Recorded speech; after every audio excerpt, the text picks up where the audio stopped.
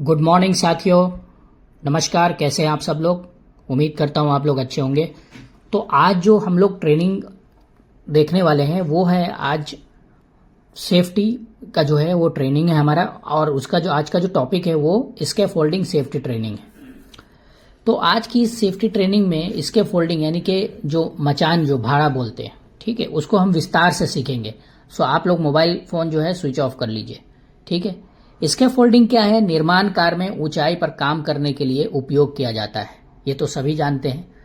यदि स्कैफोल्डिंग सही तरीके से डिजाइन यानी कि इरेक्ट मतलब इरेक्शन मतलब कि उसको डिजाइन करना बनाना और उसका इंस्पेक्शन अगर सही तरीके से नहीं किया गया इरेक्शन के टाइम, तो वो क्या हो सकता है? गंभीर दुर्घटना हो सकता है। ये क्या हो सकता है? स्कैफोल्डिंग कोलैप्स हो सकता है, यानी कि गिरने का कारण भी बन सकता है।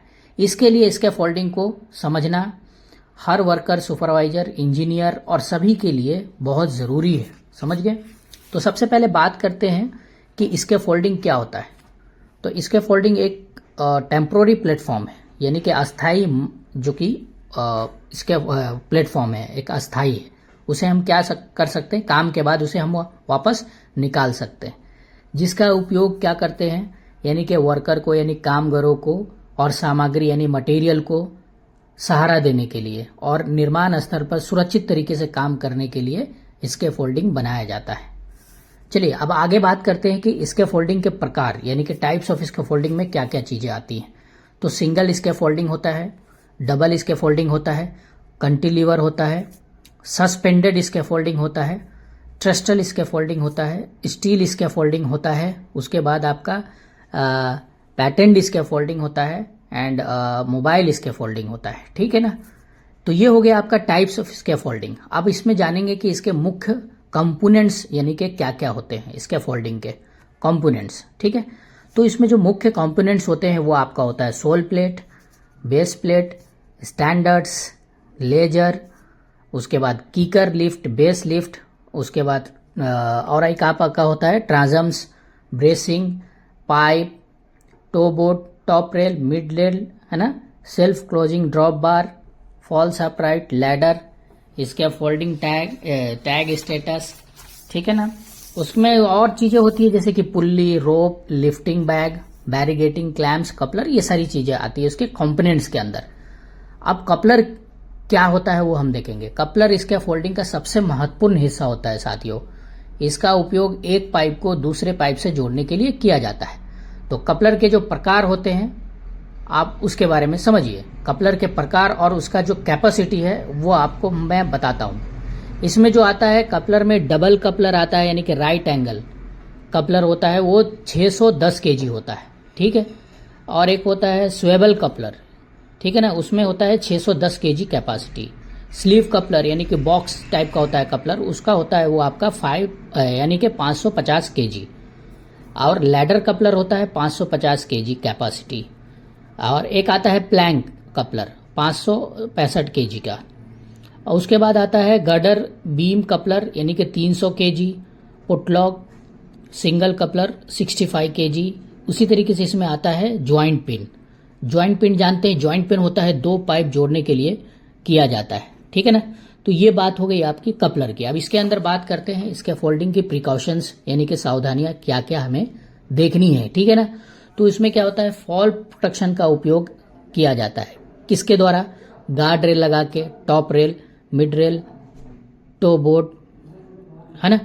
उसके बाद इसमें क्या आता है, देखिए 6 फीट से यानी कि 6 फीट के ऊपर जैसे हम काम करने के समय जाते हैं तो हमें क्या करना है, हार्नेस अनिवार्य यानी कि ऊंचाई के काम के लिए जरूरी है, ठीक है ना।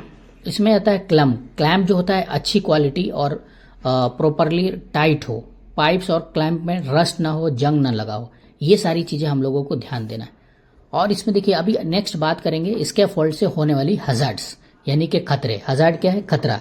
स्कैफोल्डिंग से होने वाला जो खतरा है हजार्ड, उसके बारे में हम लोग बात करेंगे। तो स्कैफोल्डिंग क्या क्या हो सकता है खतरा? इसमें स्कैफोल्डिंग कोलैप्स हो सकता है, इनकम्पिटेंट स्कैफोल्ड टूल्स मटेरियल का गिरना, इलेक्ट्रिकल वायर से संपर्क हो जाना, गलत असेंबली यानी कि गलत स्कैफोल्डिंग का निर्माण करना, ऊंचाई से गिरना, ठीक है। खराब प्लैंक जो है वो लगा देना, ठीक है। इसके फोल्डिंग के पास एक्सकेवेशन हो, अगर वो ध्यान नहीं दिया तो ये भी क्या है, एक सबसे बड़ा मेजर खतरा है, इसमें रिस्क हाई होता है। अब हम बात करेंगे इसके फोल्डिंग टैग सिस्टम क्या होता है। इसके अंदर देखिए, इसके फोल्डिंग में आपका 3 टाइप से एक कलर होता है, टैग होता है, ग्रीन, येलो और रेड। तो सबसे पहले हम अगर ग्रीन की बात करें तो इसके फोल्ड जो है उपयोग के लिए सुरक्षित होता है, यानी कि वो इंडिकेशन देता है कि ये इसका फोल्डिंग सुरक्षित है, यानी कि जो ग्रीन कलर का है, ठीक है ना। येलो टैग केवल ट्रेन व्यक्ति काम कर सकता है, ये इंडिकेशन देता है, ये हमें बताता है। और रेड टैग क्या है, इसके फोल्ड पर काम करना बिल्कुल मना है, यानी कि उस पर कोई जा नहीं सकता है, कोई काम नहीं हो सकता है, ठीक है ना। तो ये हो गई आपका टैग सिस्टम की बात। अब इसमें बात करेंगे कि सोल बोर्ड क्या है। तो सोल बोर्ड क्या होता है दोस्तों, इसके फोल्ड को सॉफ्ट जमीन में धंसने से रोकता है ठीक है, सोल बोर्ड। उसके बाद आता है और रोकता है, उसको क्या करता है, वो सॉफ्ट जो जमीन होता है ना, उसमें धंसने से रोकता है, उसमें तो जो लोड बेयरिंग कैपेसिटी को पैरेलली रोकता है, उसमें जो है उसका जो लोड कैपेसिटी है उसको, उसके लिए बेहतर होता है सोल बोर्ड। और लोड को बड़े एरिया में डिस्ट्रीब्यूट करता है। इसका साइज आपको पता होगा, जैसे आपका साइज होता है आपका 300 mm बाई 300 इंटू 6 mm, इसका जो है आपका साइज होता है, ठीक है। उसमें क्या होता है कि अब देखेंगे हम नेक्स्ट, इसमें क्या होता है कि सोल प्लेट क्या होता है। तो सोल प्लेट भी, उसका भी काम होता है लोड को जमीन पर इवनली फैलाने के लिए उपयोग किया जाता है, लोड को डिस्ट्रीब्यूट किया जाता है, ठीक है ना। साइज इसका भी 300 mm इंटू 300 mm का और 6 mm इसका थिकनेस होता है। अब बात करेंगे तो सोल प्लेट की हो गई। अब इसमें क्या होता है, बेस प्लेट। बेस प्लेट क्या है, बेस प्लेट इसके फोल्डिंग के नीचे लगाई जाती है ताकि इसके फोल्ड स्टेबल और लेवल रहे, ठीक है। ये चीजें आप ध्यान देना है, इसके फोल्डिंग इरेक्शन करना, तो बिना बेस प्लेट के कभी भी इसके फोल्डिंग खड़ा नहीं करना है, ठीक है ना। तो बेस प्लेट बहुत ही इंपॉर्टेंट होता है और जरूरी होता है, ये ध्यान में आपको रखना है, ठीक है ना। उसके बाद इसका जो साइज होता है 150 mm, उसके बाद 150 इंटू 6 mm इसका भी थिकनेस होता है।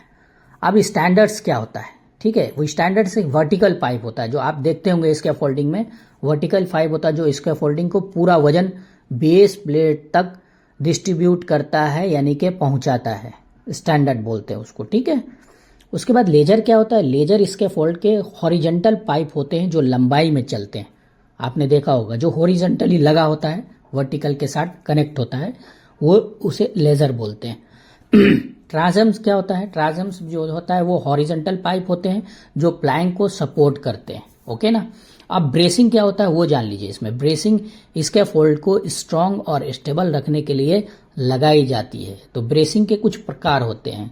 ब्रेसिंग में जो होता है आपका क्रॉस ब्रेसिंग होता है, नी ब्रेसिंग होता है, स्वे ब्रेसिंग होता है, प्लान ब्रेसिंग होता है, ये सब इसके क्या होते हैं, प्रकार होते हैं, ठीक है ना दोस्तों। उसके बाद इसके अंदर आप बात करते हैं गार्ड रेल की, कि गार्ड रेल क्या होता है। गार्ड रेल क्या होता है, गिरने से यानी कि फॉल प्रोटेक्शन बचाने के लिए लगाया जाता है, ठीक है। तो इसमें क्या होता है गार्ड रेल में, इसमें कुछ चीजें होती हैं, जैसे कि आपका top rail, mid rail, toe board. तो सबसे पहले टॉप रेल का हाइट देखते हैं क्या होता है। टॉप रेल का जो हाइट होता है वो 38 से 45 इंचेस होता है। मिड रेल की बात करें हाइट की तो 19 से लेकर 23 इंचेस होता है। ये टो बोर्ड का हाइट होता है 6 इंचेस। तो इसमें क्या होता है दोस्तों, ये जो चीजें होती है गार्ड रेल एकदम इंपॉर्टेंट है, जो मैंने आपको डायमेंशन बताया है वो चीजें आप नोट कर लीजिएगा, ठीक है ना। उसके बाद इसमें होता है आपका टो बोर्ड। टो बोर्ड क्या होता है, टो बोर्ड प्लेटफॉर्म के किनारे पर लगाया जाता है ताकि टूल्स और मटेरियल नीचे ना गिरे, जिससे क्या हो सके कि कोई भी पर्सन अगर नीचे हो बाय मिस्टेक तो उसे कोई इंजुरी ना हो। अब बात करते हैं इसके अंदर लाइफ लाइन की, कि लाइफ लाइन क्या होता है। लाइफ लाइन ऊंचाई पे काम करने के लिए वर्कर्स को फॉल से बचाने के लिए उपयोग किया जाता है, जो कि बहुत ही इंपॉर्टेंट होता है। अब इसका फोल्ड कौन इरेक्ट कर सकता है, अब ये जान लीजिए। तो इसके फोल्ड को इरेक्ट करने के लिए ओनली सर्टिफाइड पर्सन, ट्रेंड इसके फोल्डर और इसके फोल्ड इरेक्ट कर सकता है, जो ट्रेंड हो, कॉम्पिटेंट हो, वही कर सकता है। इसके फोल्ड जो इंस्पेक्शन है वो कौन कर सकता है, आप इस चीज को जानिए कि इसके फोल्ड जो है ओनली ऑथराइज पर्सन ही उसको कर सकता है। इसका फोल्ड इंस्पेक्शन कौन कर सकता है, जैसे कॉम्पिटेंट पर्सन, सर्टिफाइड इसके फोल्डिंग सुपरवाइजर, इसके फोल्डिंग इंस्पेक्टर, ऐसे कोई भी जो अनस्किल्ड पर्सन है वो जाके उसको कभी भी परमिशन नहीं है उसको जाके वो हाथ लगा सकता है या फिर काम कर सकता है। इसका फोल्डिंग टैग कौन लगा सकता है ये भी आपको जानना है। देखिए एज पर ओशास के अनुसार ट्रेंड और कॉम्पिटेंट पर्सन ही टैग को लगा सकता है। ठीक है, तो ये बात हो गई है ना। अब देखिए एक चीज आप ध्यान रखिएगा कि किन परिस्थितियों में इसके फोल्डिंग को नहीं लगाना चाहिए, जो कि ये जानना आपके लिए बहुत जरूरी है। तो किन स्थितियों में नहीं लगाना है, जैसे कि तेज हवा, बारिश और जमीन आपका स्टेबल ना हो। ठीक है, उसके बाद उसमें क्या है, PTW यानी कि परमिट टू वर्क सिस्टम हमेशा उपलब्ध ना हो, तब क्या हो, उन स्थिति में परमिट टू वर्क सिस्टम अगर उसका चेक कर लेना है कि परमिट है कि नहीं। अगर नहीं है तो इसके फोल्डिंग कभी भी आपको काम नहीं करना है। इसके फोल्डिंग सुपरवाइजर का अगर वहां उपलब्ध ना हो तो भी आपको इसके फोल्ड परिस्थिति यानी कि इसके फोल्ड में काम नहीं करना है उसकी एक्टिविटी में। अब इरेक्शन जो है इसके फोल्डिंग का वो देख लीजिए। इसके फोल्ड में इंस्पेक्शन कैसे करें, तो ग्राउंड लेवल का फॉर्म हो, मतलब ग्राउंड लेवल उसका अच्छा हो, हार्ड बेड हो, है ना। उसके बाद उसमें सोल प्लेट लगा हो, बेस प्लेट लगा हो, स्टैंडर्ड लेजर वगैरह सब एक लेवल में हो, उसका लेवल और कंडीशन चेक कर लेना। कपलर लूज ना हो, ये सारी चीजें आपको ध्यान रखना है। टो बोर्ड की हाइट 6 इंच हो यानी कि 150 mm हो, है ना। ये सभी चीजें आपको माइंड में रखना है। इसके फोल्डिंग कैसे इरेक्ट करते हैं यानी कि कैसे उसको बनाते हैं। लेवल फॉर्म ग्राउंड पर इरेक्ट करें, ट्रेन पर्सन द्वारा इरेक्ट करें, गुड क्वालिटी पाइप और बोर्ड का उपयोग करें, लूज अर्थ पर इसको फोल्डिंग ना लगाएं, है ना। प्रॉपर ब्रेसिंग दीजिए, सोल प्लेट अनिवार्य रखिए। तो ये सारी चीजें जो होती हैं बहुत ही इंपॉर्टेंट है। और लास्ट हम बात करेंगे इसके फोल्डिंग सेफ वर्क लोड क्या होता है, यानी कि SLW कैलकुलेशन जो होता है इसके फोल्ड का, वो हम देखेंगे लास्ट में। तो सेफ वर्किंग लोड में जो होता है आपका डेड लोड होता है ना, लाइव लोड होता है ना। तो उसमें जो होता है डेड लोड, लाइव लोड जो होता है आपका, वो होता है आपका डेड लोड में स्कैफोल्डिंग और प्लेटफॉर्म का वजन, उसमें कैलकुलेशन होता है। और आपका लाइव लोड में होता है worker plus material plus tools, है ना। तो ये सारी चीजें इसमें आती है। ठीक है, अब जो है इसके फोल्डिंग का जो हजार्ड है लास्ट में हम बात करेंगे। मोबाइल इसके फोल्ड के हजार्ड जो होते हैं वो होता है आपका हजार्ड, मोबाइल इसके फोल्ड के हजार्ड यानी कि इसके फोल्ड कोलैप्स, एक्सीडेंटली मूवमेंट हो सकता है, ठीक है, या टपलिंग हो सकता है, व्हील और अनलॉक नहीं किया है तो भी आपका वो दुर्घटना हो सकता है। ठीक है ना। उसके बाद वर्कर खड़ा होने पर अगर उसको मूवमेंट किया, जैसे हमारा क्या है वो जो ये होता है ना आपका मोबाइल इसके फोल्ड, उसमें अगर आपने व्हील लॉक नहीं किया, ठीक है, अगर वर्कर ऊपर काम कर रहा है उसको ऐसा आपने धक्का देके आगे बढ़ाने की कोशिश की तो क्या कर सकता है, एक्सीडेंट हो सकता है।